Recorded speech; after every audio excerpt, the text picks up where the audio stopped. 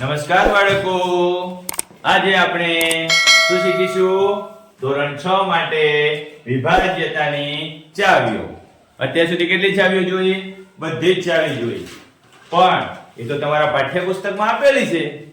આ જે ચાવી છે એ તમારા પાઠ્યપુસ્તકમાં આપેલી નથી. શું કરીશું? કોઈ પણ સંખ્યાને ભાગાકાર કરવો હોય, કેટલા વડે ભાગાકાર કરવાનો ભાઈ? તો કે 7 વડે. તો જો એટલા જ માટે આનું નામ શું છે? 7 ની વિભાજ્યતાની ચાવી. કાજલબેન, કેટલાની ચાવી છે? 7 ની. શું કરીશું ભાઈ? પહેલું જ વિભાજ્યતાની ચાવી જેની હોય ને એનો ઘડિયો તમને આવડવો જોઈએ.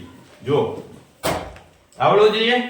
ઘડિયો આવડતો હોય પછી તમારે એનો સિદ્ધાંત એટલે કે એનો નિયમ શું કહે છે? એનો નિયમ કે ભાઈ જે સંખ્યા આપી હોય એનો છેલ્લા અંકને, એનો છેલ્લો આંકડો હોય ને, છેલ્લા આંકડાને આપણે શું કહીએ છીએ?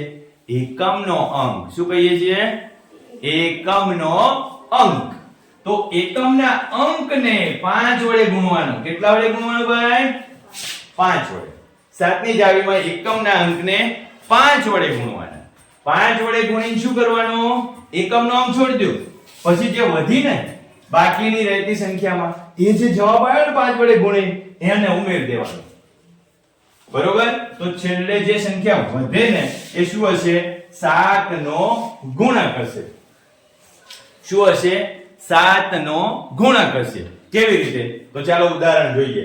જો એક ઉદાહરણ બતાવો સરસ મજાનું. પહેલા યાદ કરો ભાઈ, 7 નો ગુણક જવાબમાં લાવવાનો છે. 7 નો ગુણક કોને કહેવાય? તો કે 7 એક વખત ગુણક. 7 એકો 7 એટલે આ 7 નો ગુણક છે. 7 2 14 આ 7 નો ગુણક છે.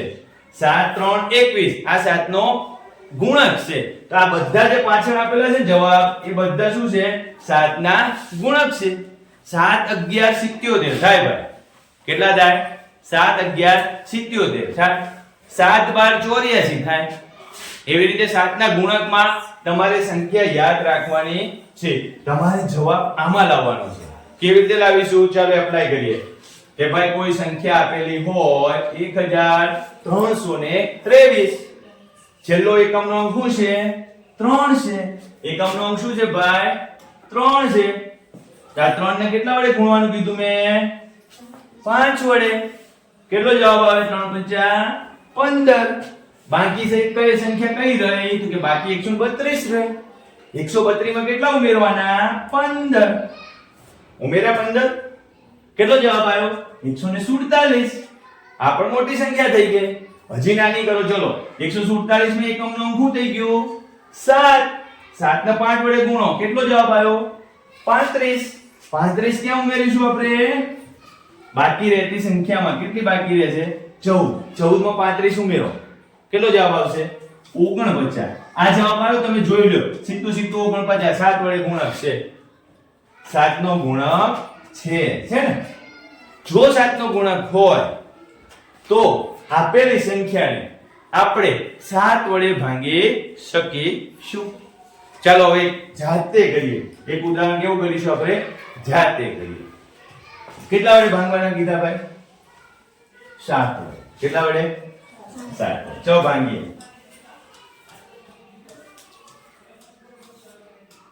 ભાગાકાર આ રીતે નથી કરવાનો. એટલે તો આવડી મોટી સંખ્યા આપી. તમને ફટ દઈને ખબર પડી જાય એટલા માટે મેં તમને શીખવાડ્યું. શું શીખવાડ્યું? તો કે એકમનો અંક 5 વડે ગુણો. 1 × 5. 5 ક્યાં ઉમેરીશું? બાકી રહેતી સંખ્યામાં ઉમેરી દો. ઉમેરીએ 12 થયા. 1 એટલે 5 થશે. કેટલો જવાબ આવ્યો? 51 52. આ પણ બહુ મોટી સંખ્યા છે. પાછું 5 વડે ગુણો એટલે 2 5 10. 10 એમાં ઉમેરીશું? બાકી રહેતી સંખ્યામાં. આ પણ મોટી સંખ્યા 525 થઈ ગઈ. ચાલો આને 5 વડે ગુણો એટલે 5 5 25. આ 25 ક્યાં ઉમેરીશું? આગળ. આ ઉમેરી દીધું. ચાલો કેટલા થશે? 7. અને આ કેટલા થશે? 77. જોઈ લો. 7 × 11 77. 7 ના ગુણકમાં આવ્યો જવાબ. આવ્યો ને જવાબ? તો આ રીતે જવાબ મળી જાય તો આપણે એમને એમ કહી દઈએ કે ભાઈ આપેલી સંખ્યાને આપણે 7 વડે ભાંગી શકીશું. તમે આ બધી સંખ્યા લખી લો. કાલ મને ભાગાકાર કરીને બતાવવાનું છે. કઈ રીતે? મેં તમને શીખવાડી એ રીતે. ઓકે બાળકો, આવજો.